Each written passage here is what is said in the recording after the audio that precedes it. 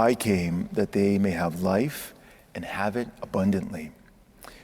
So we're well into the season of Easter, and I was reflecting upon these readings over the past couple of days.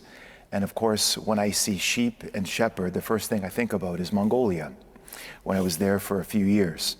And I remember having a direct experience of what Jesus says here in the gospel, when he says that the sheep will not follow a stranger, they will run from him because they do not know the voice of strangers.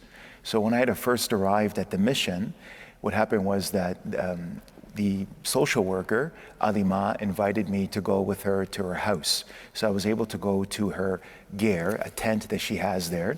And so she was showing me around with her children and her husband and the different animals they had. So I thought, this is quite exciting.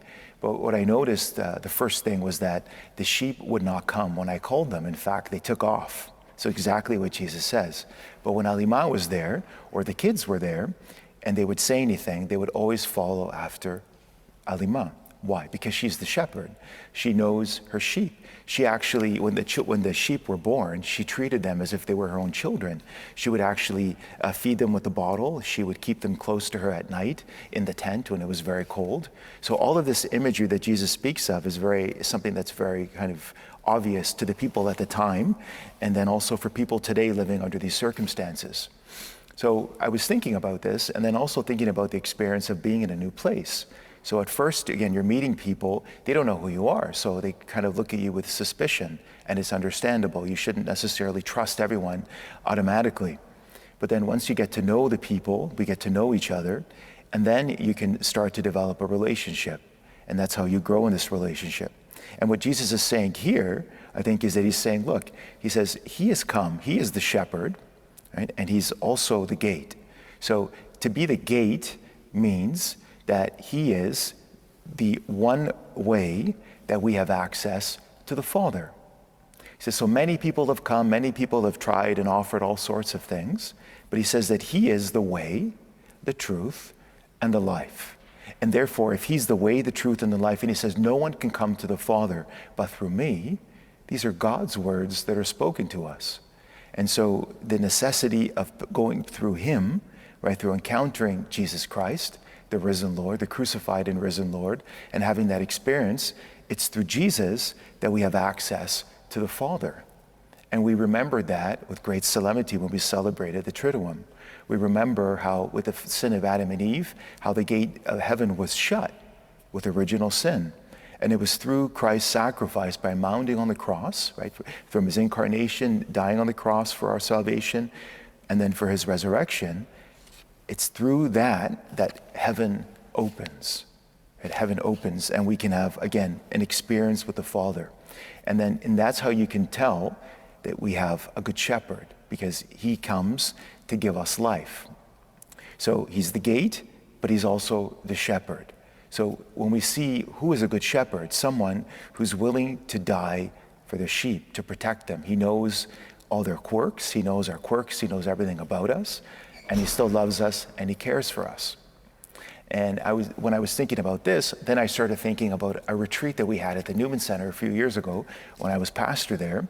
And Archbishop Smith gave a wonderful reflection for Advent on the Good Shepherd. And he was commenting on one of the images, one of the pieces of artwork in Rome. And he was saying there's this image where there's the shepherd who's basically hanging off a cliff to grab the one sheep that is at risk of dying.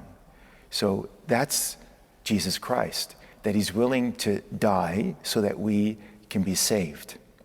And another sign of a good shepherd is someone who, again, also uses their staff. So the shepherd has the staff to kind of pull the sheep, right? When there's a lost sheep, to kind of pull the sheep back in the pack, the flock, so they don't get lost. But they also use it for something else. And this reminds me of what Benedict XVI said. He said that a good shepherd, when he sees a wolf coming, he uses the staff to chase the wolf away from the vulnerable, from the weak, from those that are being taken advantage of. Why? Out of love. Because a good shepherd wants the best for their flock. And this is for all of us, right? Whether we're priests, whether we're parents, whether we're educators, grandparents, whatever we're called to it, whatever state of life, we're called to be a reflection of the Good Shepherd, Jesus Christ. And there are many examples in our midst as well. So what's another example? What's another way we can verify whether or not someone is truly a good shepherd? Well, do they teach the truth of Jesus Christ? Do they teach the fullness of the message? Are they teaching things that go contrary to the deposit of the faith? Well, chances are, if that's happening, then they're not necessarily a good shepherd. So then you need to be suspicious, because if somebody wants you to have a full and abundant life, they're going to teach you everything that Jesus taught. And that means the good that we're called to do, and also the evil that we're called to avoid. Why? Because when you love someone, you want the best for them in this life. A good father, a good mother, a good grandfather, a good grandmother, sister, brother. Right? You want what's best for the other. You don't want them to get hurt unnecessarily. And there's so many ways that we get hurt unnecessarily. We get lost, right? When we don't have necessarily the help and the guidance that we need in our lives. So how again do we become good shepherds? Well, we keep our eye on Jesus Christ. We pass through that gate. We remain in him. We remain in the beauty of the church. We seek his will, and we seek to help and also to protect our brothers and sisters that are at risk of being taken advantage of or losing their way, right? Because they're listening to different voices, right? They're listening to different voices. So we ask God for this grace for ourselves and for the church during this season of Easter. You know, we celebrated with great joy Christ's resurrection, and that means that we as Christians are called to be bearers of hope, and we know that hope, again, is one of the gifts, the supernatural gifts, theological gifts that God has given us. So we have to beg him for this every day. So we ask God in a special way in this Eucharist that he can infuse our hearts with the gift of hope so that we can communicate that with others who are looking for the way, the truth, and the life.